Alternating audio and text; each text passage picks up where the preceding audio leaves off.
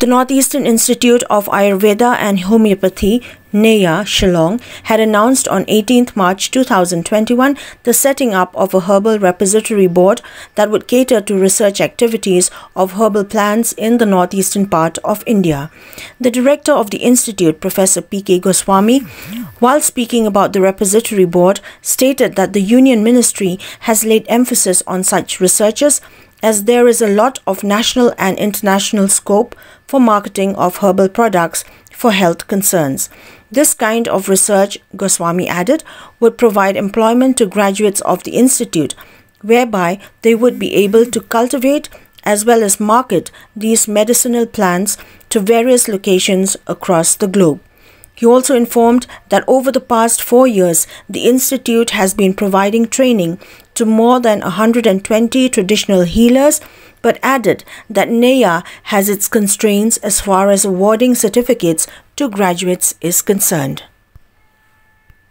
And hopefully, with the next 6 months or 1 year, we may have one medicinal plant board repository over here. We will going to serve this repository or survey work for all the 8 states of Northeast regions. And near future, hopefully, we may have a more international exposure to Southeast Asia, Myanmar, Vietnam, Laos, because they are also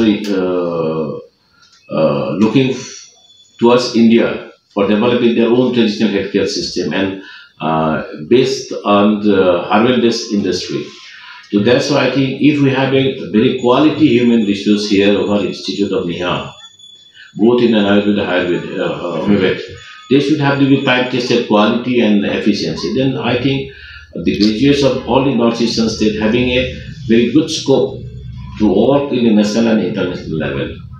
So we are trying our level best, but your support and public encouragement also essential to make a very good environment.